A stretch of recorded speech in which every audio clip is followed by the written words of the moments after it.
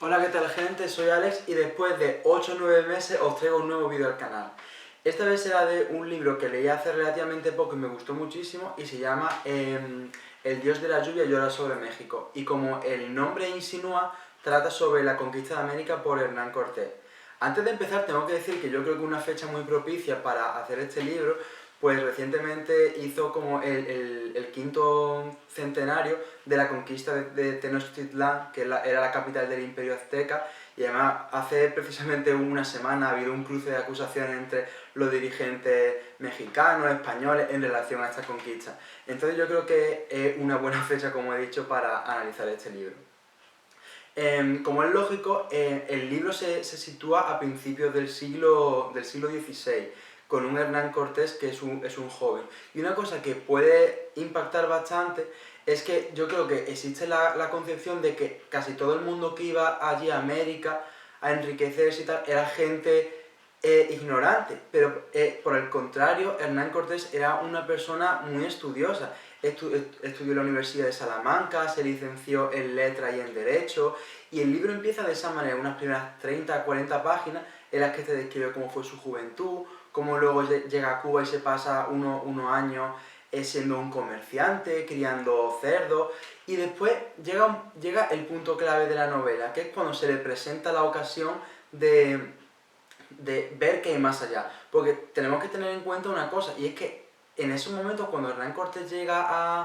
a Cuba, se llama más o menos 1515, un poco más, un poco menos, y en esa época realmente solo se habían navegado las costas de América, es decir, no se sabía qué había allí, solo se escuchaban rumores, ecos de que había un gran imperio, ciudades de oro, muchas riquezas, pero no se sabía nada más. Entonces, a Hernán Cortés, una mezcla por su audacia, por su valor y por las relaciones de amistad y de familia que tiene, se le presenta la ocasión de liderar una expedición, y la lidera. Y entonces empieza a internarse en el territorio. Y es muy importante tener en cuenta que su misión solo le autorizaba a reconocer las costas y poco más, pero él empezó a penetrar en el terreno. Y conforme penetraba el terreno, más cuenta se daba de la naturaleza del imperio que iba a terminar desafiando, el imperio azteca. Un imperio que entre sus características estaba la gran cantidad de oro, piedras preciosas que tenía, sus grandes ciudades que incluso superaban a muchas de las europeas, como el ejemplo de la ya citada Tenochtitlán, pero también al mismo tiempo unos aspectos muy oscuros como pueden ser los sacrificios humanos que iban a miles por cada año, esa especie de religión o cultura tan vinculada a la sangre. Es decir, que los españoles vieron por un lado al imperio azteca y esos terrenos como una oportunidad para enriquecerse, es decir, conseguir aquello que habían buscado desde el principio, y por otro lado vieron como una oportunidad de redimir sus almas, porque ellos eran cristianos católicos muy convencidos, en una época en la que la religión lo era todo. Entonces ellos escuchaban la historia de los sacrificios, del canibalismo, y toda esta historia con un horror religioso, nunca mejor dicho. Y entonces veían eso, esta misión como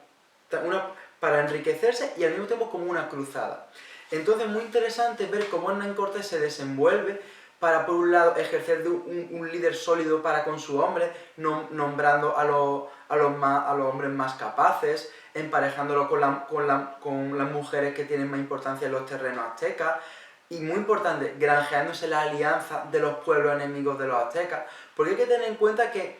el imperio azteca se fundamentaba en gran parte a las relaciones de vasallaje que imponía a otros pueblos, es decir, otros pueblos que le imponían un número anual de esclavos, de personas para ser sacrificadas, además de materias primas, como es lógico. Entonces es muy interesante ver cómo por un lado Cortés despliega una política con sus hombres, una política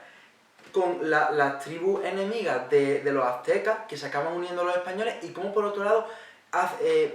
desarrolla todo el poder armamentístico de España en contra de unos enemigos que en ese momento no tenían ni siquiera metal en sus armas. Es decir, hay que tener en cuenta que los españoles tenían mosquetes, armaduras, armas de acero, perros adiestrados para matar, mientras que los aztecas como mucho tenían armaduras de algodón y armas de obsidiana, es decir, que una especie de piedra muy afilada, pero que chocando con una espada no tenía nada que hacer. Entonces es súper interesante como todas estas cosas se van juntando en lo que es la conquista, cuyo objetivo último y principal es ir a la capital, a Tenochtitlán, que es una ciudad que estaba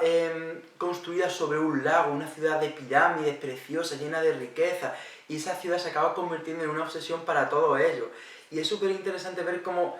en el libro hay cabida para todo, hay cabida para el horror, la avaricia, la religión, para el mestizaje, para cómo se van desarrollando las primeras relaciones entre los nativos que vivían allí y los españoles, la relación sobre todo que desarrolla Hernán Cortés con la Malinche, que fue la traductora de los españoles en la conquista, y también una gran importancia a dos cosas, a la cultura de los aztecas, que se le da muchísima importancia y es muy interesante, aunque si tengo que ser sincero, a mí a veces se me hacía un poco larga estas partes, y por otro lado, dándole mucha importancia a las batallas, cosa que es muy importante, porque si lo pensáis, ¿cómo 500 españoles y unos cuantos aliados consiguieron superar a los aztecas en batallas en las que el ratio era 20 aztecas y un español? Por ejemplo, la batalla de Otumba, etc.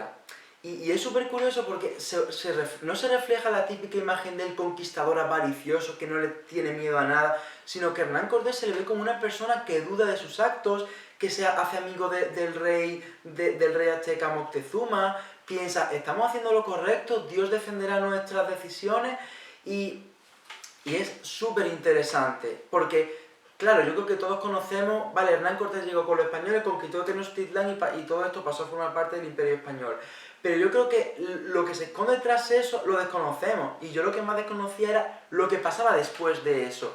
Y en este caso en el libro salen muchas cosas que yo no sabía. Sale también esa costumbre tan española de tirarnos piedras a nuestros propios héroes. Es decir, que muchos de los conquistadores, ya sea